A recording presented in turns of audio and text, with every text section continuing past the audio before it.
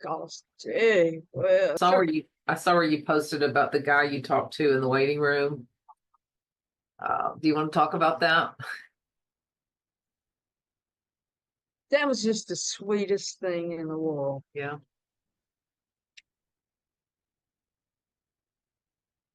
These two stories that this one plus the word with Alana, Mhm. where I was not going to the jail on Monday night. I couldn't. I was tired. I Mhm. knew I was too much.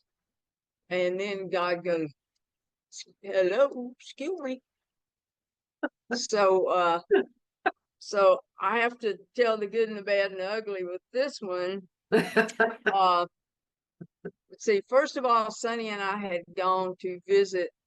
Uh, he had an appointment with a GI specialist because he needs to have a colonoscopy. Oh, Oh, so I took him to the doctor, the new doctor I found. This guy's so funny. I just love him. yeah. He's just hilarious. So anyway, we go to that. That takes a while, We sit out. We have to fill out the paperwork, and we had to wait and wait, and then we get to talk to the doctor. Then they have to set up his schedule, and then I had to get them on record that I have an aneurysm in the back of my brain so that the next time I have any kind of work done, I won't have to go through, oh God, we got to call the doctor. She's got to fax us over Right. signed orders that we can do. Right. So we go through all that. I'm tired. And the next day, I think it was the next day when I was going to have my back blocked. Mm, And I always get a little anxious with that right. because it does hurt because I don't get sedated. Yeah. So okay, so we go out and say, said, is it okay if we go down to a veterans hospital, let me get my uh, hearing aids? They've worked on them and they've come back in, and I'm like, I hate that I was like this, but I have to tell the whole story. And I Yep. was just like, and I said, I don't want to do that. And he goes, I can go get my hearing aids. And so I knew the red. See, he doesn't know a lot about driving in Birmingham still yet. I said, we can get on the Red Mountain Expressway. We can be to St. Vincent, just like that. And then get off there, and then it's a block Right. down to Right. veterans. So he was going, wow, this is great, man. So we get there and he goes in, and the audiologist is at lunch break. Oh boy. Okay, so I'm sitting there, and he comes and says, it's going to be at least 30 minutes because they're on lunch break. And I'm like, oh, no, no, no. And he says, I need to get my hearing aids. And so I gritted my teeth literally and said, okay. And he said, I'm going back to the car and get my book. At least I had a book. I brought a book. He said, I'm going back to the car and get my book. And I said, yeah, you need to go somewhere right now. I literally said that. You need to go somewhere right now. Okay, so he leaves, and then I just want to kind of relax. So get my book out and I start reading it. Right beside me is this nice little, these are all veterans in there. So I figured this man was in Vietnam too, like Sonny. I would think he was in his late 70s, early 80s, something like that. He's got his little cap on. A lot of them wear their little, Right. little ball caps. So I'm sitting there, and he goes, so I can tell you really love to read. And I looked over at him and smiled and said, yes, I do. Like, yes, And I let do. me. Yes. And I'm trying to read. Because, see, I was too mad. I didn't want to talk to anybody. Normally, I want to talk to people. So I hate that this is true, but this is me. I mean, so I started reading again. He said, I really didn't start meeting until after I met God. He didn't start reading until after he met God. I really didn't start reading a lot till I met God. Oh, me. I shut that book. I put it down because I knew. See, and you've helped me learn this. I knew he had a story and he wanted to tell it, and I needed to listen. He wanted somebody to listen to his story. So I said, what do you mean? What do you mean about you didn't read till you met God? So then he began to tell me how he lived, and he lived a life in drugs for years, and then later on, Sonny and I were discussing. He probably was in Vietnam. A lot of those guys that came back from Vietnam, you probably don't know this, but they weren't. No, that wasn't a popular war, and many times when they came back and got off the plane, people screamed at them and spit on them. Right. Right. Are you Terrible. kidding Right. me? Right.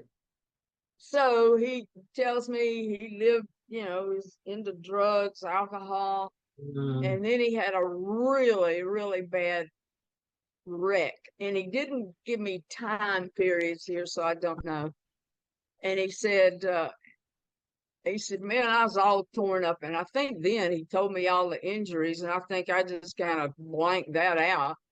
And he said, the doctor worked with me some, and then he left. And then he came back in the room and he said, oh, wow, I didn't think you would be alive when I came back in here. And he said, God kept me alive. The little man, his name was Collum. His first Cllum. I asked him how to spell it. Collum. He said, so God spared my life. And so, I'm on the edge of my seat now. And I said, well, then how did you come to know Jesus personally? He said, man, people started, not right that second, but then people started coming and talking to me. And I trusted Jesus, and then he mentioned his wife and he said something about his wife, and I said, did this lady live through all this with me? And he said, no, this is my third one. This is my third wife. But he said, this one right here, this is my soulmate. And they love Jesus together, and they ministered together, and God just brought him a helpmate to really be with him and to walk with him through the rest of his life. And so he tells me all that.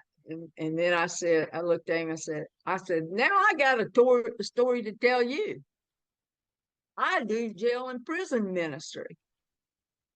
And you might not think that's weird, but people don't think a 79-year-old woman's out doing jail and prison ministry. It's just, he goes, what? To let him know who I am, but most of all, to let him know anything you tell me ain't gonna shock me. Right. I can jail ministry, dude. It's okay. It's okay. And so he said, well, for a while, I went into the jails too. And then when COVID shut them down, then he said, I didn't go anymore. But he said, I'm going to talk to that pastor I went to and start going again. And I hope he does, because he has a story. But he's very quiet. He's very gentle and very soft-spoken. So I shared some of that with him, and then they called him back, and as he was leaving, he came and spoke to me again. I took him by the hand and said something about, thank you, my brother, for sharing with me. And he said, boy, have I got a story to go home and tell my wife. So I wish I got more. information on him, you know. Right. Um, I was gonna say, did you get any contact information? I know I didn't. No. I didn't. You If don't. Sonny was gone most of that conversation. Gone. He had to go all the way down to the parking lot to get his book and everything. But it just, God's. If we just pay attention, that 30-minute wait was on time. It was in God's program. Shut the heck up, Judy, and pay attention. He planned that. And then I usually do bring a book, but that little man would say, "Man, I can tell you really love reading, don't you?"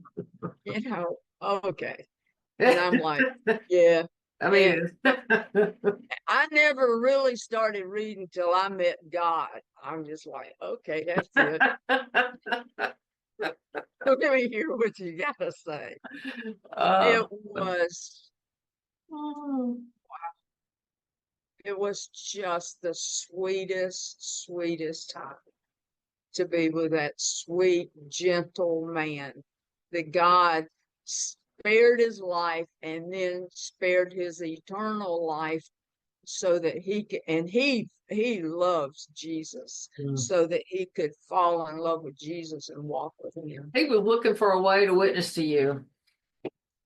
He just it was it But it was so he wasn't struggling to do that. It No, it's just just flowed out of him, he's man. ready. He's ready to share. Yeah, He's finding his was door. There it is. yeah. He I never started reading much till I found God. Okay, that's it. Bring it on, dude.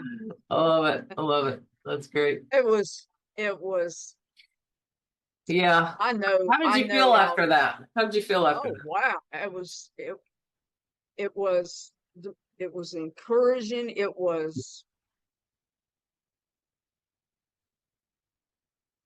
This is just really weird. This word keeps coming to my mind. This word doesn't make sense, but it does to me. It was cleansing. It was cleansing. See, there I sat with this sweet man shares that. It's just like God just washed me, man. He flushed out the toxicity. He did. He really did. It was like antibiotics to my So there spirit. you go. There's a little tip for Sonny. What's that? Well, when you're getting in one of your moods, he can just say, I didn't start reading until I found Jesus. And he'll just flush it right out of you. That's the Get toxic flush program. phrase. Maybe he just needs a t-shirt with that on. Just to keep you. I have another. I don't know how much time we've gone. I don't know if you Yeah, I want to gotta look start at that. another. Yeah, hold on. Let me see. Let's put a pin in this right now. So I know I have another appointment. And I gotta make sure. That's one reason why I wanted to bump this back a little bit. Oh, okay. Yeah, we're good. You want to do another story? Okay, Okay, we can start you another. might want to. Yes, Okay, I have another story. unbelievable. All right, Another let's hear one it. just like that one. Okay, let's hear it. Are we still on? Yeah, we're still on. I'll clip it. But Okay, I yeah. was worse this time than I was in the doctor's office because we were in the car. What would you call it? Were you crabby? Hold Ornery? on, and What you'll would you call hear, it? man. Huh? Let me get into it, and then we'll try to name it.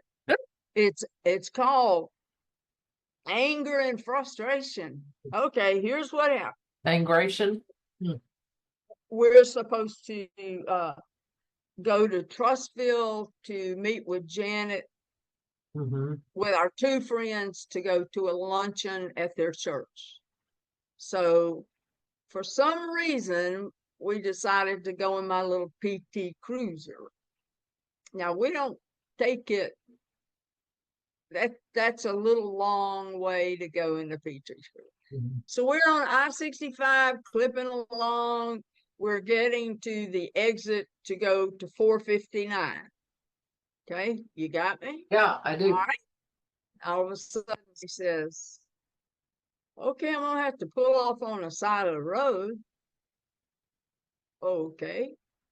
I said, well, what's the matter? He said, it was starting to shake. I think I don't remember. So we're on the side of I-65 right before people are going on to 459. So we're about this far from 65 traffic, and they fly there. Okay. Yeah, they do. Cruiser is a small car.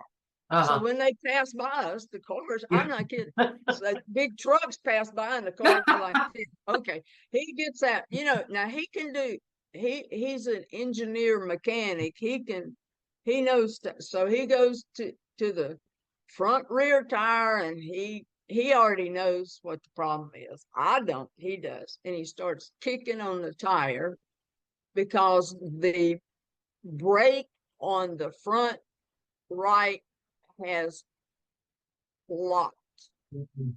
It's frozen.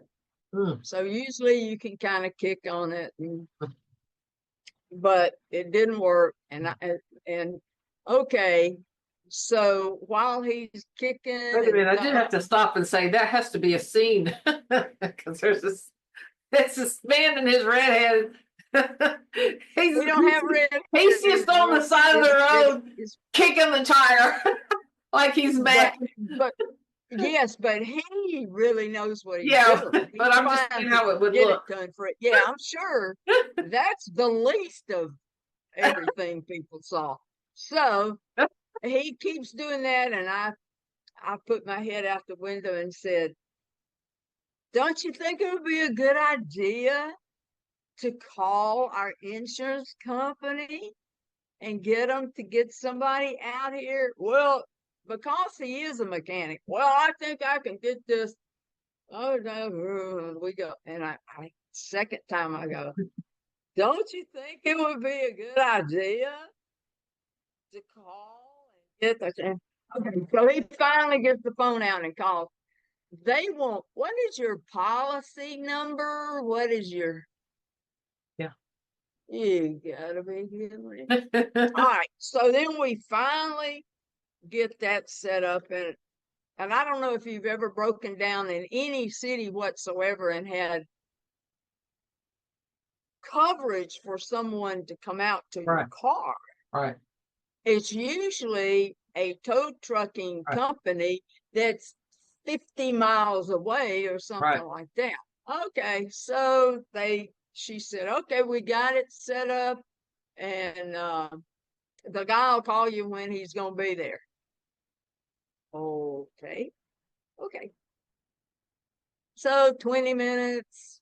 Okay. And then another guy, you know how they have people, on the Birmingham interstates, they have people with the traffic, whatever, that come when the car's broken down. A guy comes and he's talking to me. Cars are coming, and he's saying, are y'all all right? And I said, well, we've called our insurance company. They're going to send somebody. We start talking, and he says, he's from Calera. He was the nicest little man. They come and try to get you help if you've broken down, but we already had ours set up. So he's from Calera, and I said, oh, really? I said, you go to church in Calera? Well, then he starts looking at the ground and kicking around. He said, I used to, but because of work and everything, I don't much anymore. But I know church. My grandma took me to church and, started talking like that. Well, it's real loud. Right. And I feel like I really dropped the ball on that. I wish I had said, get in the car a minute, let's talk. Mm.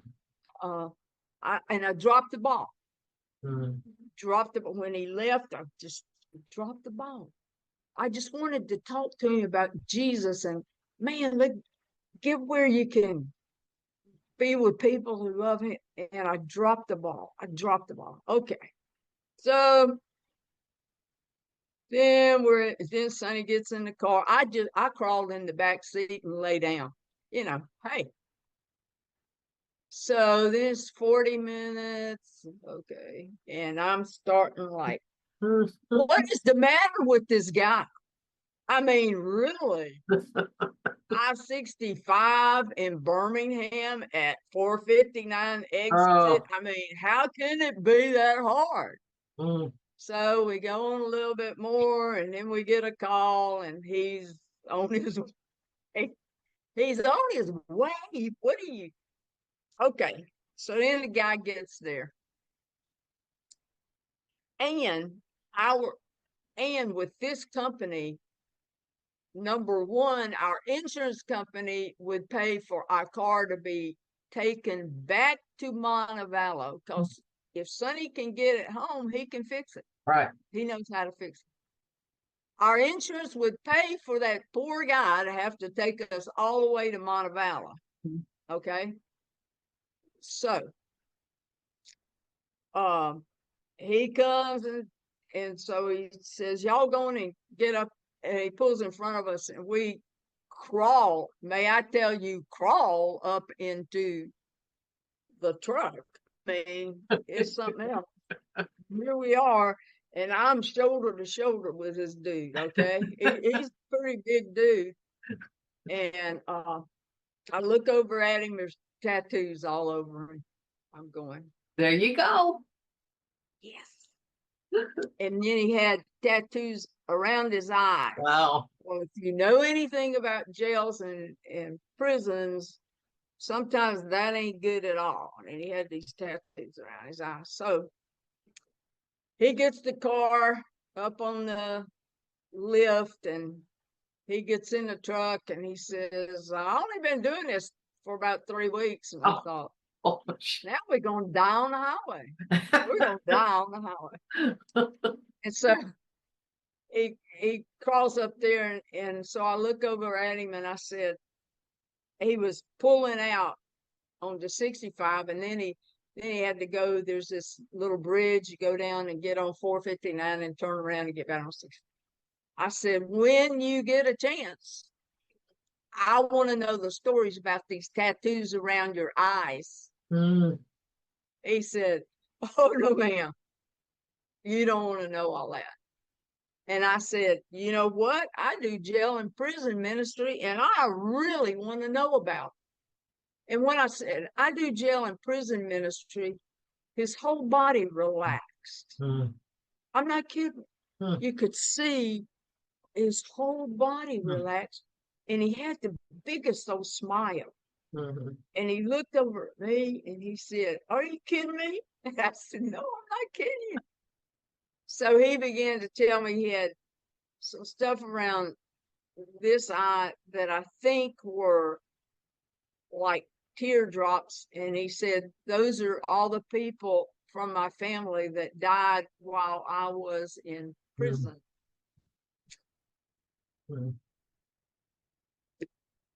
And then I can't remember, then there was a cross or something. Anyway, he opened up, started telling me his whole story. He's not even from this area. He recently was in prison again and got out, and he lives in northeast or northwest Alabama. So he said, I had to get away from all that stuff, so I came down here. So God says, do you understand now why he didn't know where he was going? He's in giant Birmingham. He doesn't know all this stuff. See? And so we've got to drive at least 45 minutes or more. And he begins to share with me of how he went to rehab in Anniston. He said it was a place in Anniston. Mm. And he went there for probably 8 to 12 months. I'm not sure. And he told me how he came to Jesus and how there they teach you to fall in love with Jesus and how you read your Bible and you learn it. And he was just so excited. And for 45 minutes, he told me about how great Jesus was, quoted contemporary Christian music songs. And so when we got to our house, I was telling him about the other Elena who Right. came back to Turn Shelby herself in. County, Right. turned herself in, and told him she was facing 5 to 8 years. What happened in the court? That the judge just went, "Whoa, this young lady, I've never had this happen before. All your charges have been dropped." And I told him how she had dramatically turned her life over to Jesus before she turned herself in. And he goes, "Can't God do it?" That's a song. "Can't God do it?" And then he told me he lived in, I said, "Where do you live?" He said, "Lincoln." Really? Lincoln? Very interesting. A guy in our small group class Oh. is head of the praise team of a small church in Lincoln. Mm. Are you freaking kidding me? Our whole class went there not about 2 months ago, and we're all going again on July the 13th. So I told him about the church. I said, "Look, I've been there. There are people there that you're going to be able to identify with. There are people who have come out of rehab. That church was filled with people with tattoos and everything. They've come out of rehab." I said, "You feel at home there." So that was 2 months ago. So about every Friday I'll go, "Okay, his name is Joseph. Okay, Joseph." And he told me his name was Joseph. Before he left, I said, "What's your name?" He said, "Joseph." I said, "Hey man, heck of a good name, Joseph." For sure.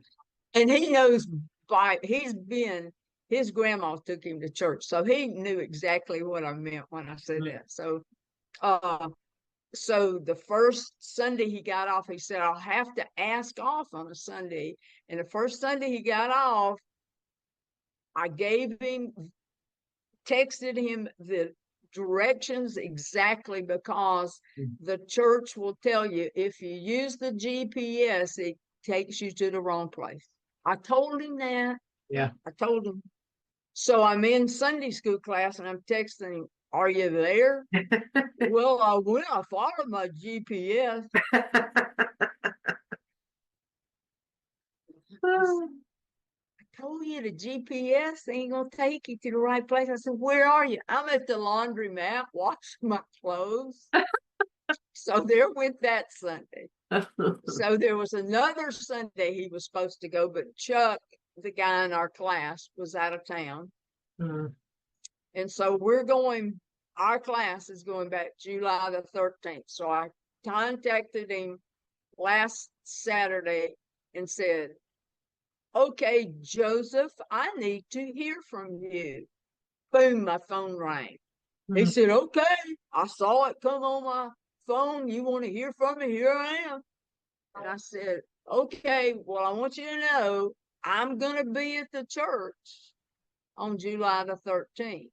Well, I'm going to ask my boss off for July the 13th. I'll be there." So I think if he'll just get there one time, these people are going to engulf him Mm. in the love of all the people to be called to pick up our car.